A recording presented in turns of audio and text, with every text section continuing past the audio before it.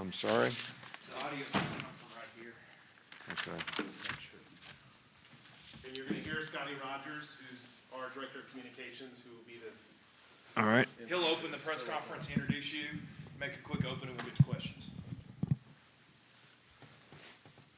Welcome to the 2021 College Football Playoff Semifinal at the 86th Goodyear Cotton Bowl Classic, a rival news conference featuring Alabama head coach Nick Saban of the #1 Crimson Tide. For the media attending, please use the raise hand function to indicate you want to ask a question. When you're called on for your question, please state your name and affiliation before asking your question. Coach Saban, while we get questions ready, can you talk about the spirit of your team as your squad has traveled to and now arrived here in North Texas? Well, I'd certainly, first of all, like to wish everyone a happy holiday. I hope you had a very Merry Christmas, and I hope that you all enjoyed it as much as we did. It's a great time for family. It's a great time to have gratitude for all that we should be thankful for, and we're excited about the opportunity that we have this week here in the Goodyear Cotton Bowl. Rick Baker and the entire staff for all that you do to create a very positive atmosphere for our team is certainly appreciated. Our players have worked hard, all year for this opportunity. I think, we had good practices before Christmas, but I think that it's time for everybody to realize that, we're here in Dallas. Now's the time. It's game week. We need to get ready to roll. And sort of get recentered for what we want to try to accomplish and what we want to try to do. I think the legacy of any team is how you finish, and that's how you'll be remembered. So it's a great opportunity that our players have, and now it's time to focus on taking advantage of it. If you have a question for Coach Saban, please use the raise hand function and we'll get to your question. Our first question will come from Charlie Potter from Bama Online. Charlie, go ahead with your question. Yeah, hey, Coach. Just wondering if you had an update on Coach O'Brien and Coach Marone. Were they able to travel you guys? Right. No, we're using the same protocols that we used in the past, for COVID situations, and they will do all their work and coaching virtually with players, very similar to the way I did it when I tested positive before the Auburn game a year ago. They will join us, I think, the evening of the 29th or 30th or whenever their time is up before the game. So they'll be here for the game. I think they're both doing well. No one is, really that bad sick that they can't function and do things that they need to do with our players. In the meantime, Joe Pendry will be on the field to work with the offensive line, who has been here for a long time and was a former offensive line coach for us. And the two coaches that are gone will Zoom practice and Zoom the meetings and do all the things that they need to do. Coach, your next question is going to come from Maxwell Donaldson with the Tuscaloosa News. Maxwell, go ahead with your question. Coach, I was just wondering if you could give an update on any injuries you guys have. No, I think you guys know about all the injuries that we have. There's nothing of any significance that I could remember that's new or someone who's not going to be able to practice this afternoon that you don't already know about.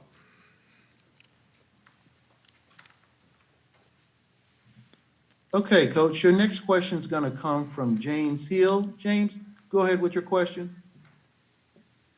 Hey, Coach, I hope you and the guys are well. When you look at the Cotton Bowl, and it's a great opportunity, can you just talk about this process, this game coming up, and again, you can move forward to a national championship, but it's all about the Cotton Bowl. Yeah, this is when you're in the playoffs, it's all about what's happening now. It's what's in front of you right now. This is one of those, you either win or go home, type situations. And I think players need to understand that. This is a great opportunity for our team. They've worked hard all year. I appreciate the effort, the adversity that they overcame the things that they need to do to get here. But you didn't, come this far to get this far. So now's the time that you have to realize that, we have to be the best we can be as coaches, and every player needs to do the best they can to create the habits that'll help them be the best player when the game comes. And they're playing against a very good team and a well-coached team, and a team that's, undefeated and had a tremendous amount of success all season long. So it's not going to be easy. It'll be a real battle. And our players have to prepare themselves the right way for that. Coach, your next question is going to come from Mike Rodak with AL.com. Mike, unmute yourself and ask your question. Yeah, Nick, just wanted to ask about any players, if there's any sort of spread among the team and, stemming from the two coaches that tested positive, any other players that might need to quarantine or isolate because of that? No, I mean, I think, everyone has to adapt and be able to manage circumstances that come up that are a little different on a day-to-day basis, whether it's a player missing practice because he has a stomach virus or a coach testing positive for COVID. I think that everybody's ability to stay focused on the task and manage their business the right way and do everything that they can from a protocol standpoint to not put themselves at risk so that they can stay safe. But we don't have any other issues that we know about. We've got some guys traveling from different spots, here today, and we're all going to gather up at 1 o'clock. So, if something comes up then, we'll let you know.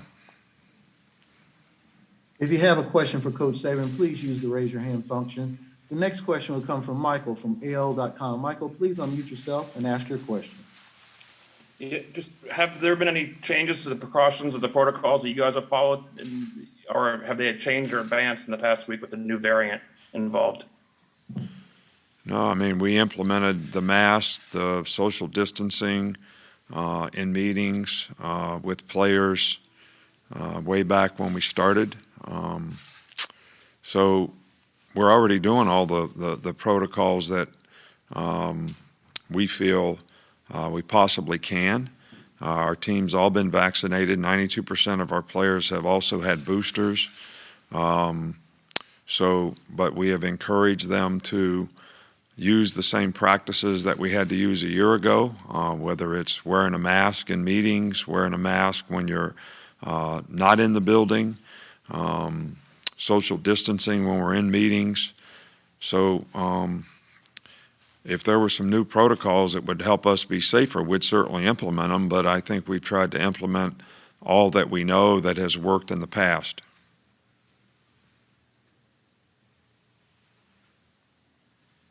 Coach, your next question is going to come from Haley Sutton from WSFA TV. Haley, go ahead with your question. Hey, Coach. Second year in a row, you get to play in Dallas and play in AT&T Stadium. Is there anything that stands out to you about that venue, or maybe something special about playing in Dallas? Oh, it's special to play here. It's a special stadium. It's a special city. It's a special place. There's a lot of special people here that do a great job of making this very accommodating for the players in a very positive way. I think, playing in this atmosphere and environment here in the past has been, a great experience for our players. So we're excited to be here. If you have a question for Coach Saban, please use the raise your hand function and we'll get to your question.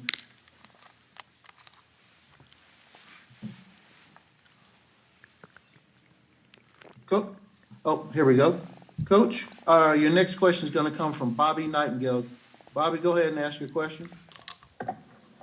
Hi, Coach. Just what are your impressions of running back Jerome Ford, just from his time in the program and then kind of what you've seen from him this year?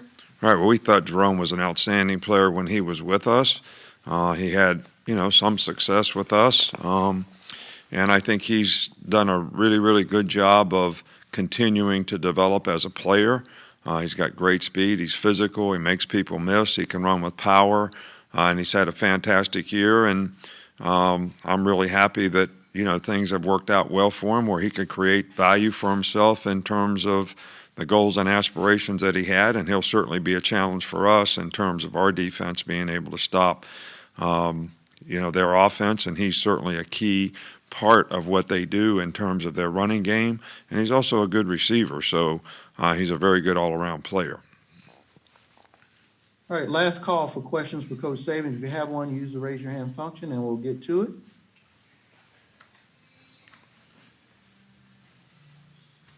We have a question from AP Statum from WHEP Radio. Go ahead and ask your question. Merry Christmas, Coach. Merry Christmas. Coach, when you watch the film of the quarterback for Cincinnati, Ritter, do you look at the entire year, or do you go back to maybe the Georgia game, or do you kind of concentrate on this year's production? Now, we've watched them, some in their last year game. We certainly watched the Georgia game, which I think they did an outstanding job against a very good Georgia team, a very good Georgia defense.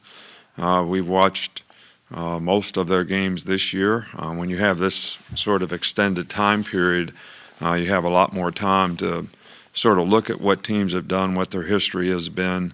But their players do a great job of executing what they do. They've got a very good offensive scheme. I think it starts with the quarterback. He's really smart. He puts them in the right play a lot. He changes the protections. He recognizes what the defense is trying to do, and for the most part does a really good job of taking advantage of it. So, and he's done nothing but play, better and better and better as this year actually wore on, and he continued to develop.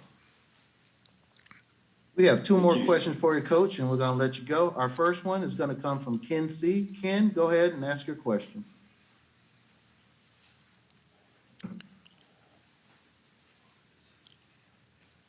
Ken, you need to unmute yourself and ask your question.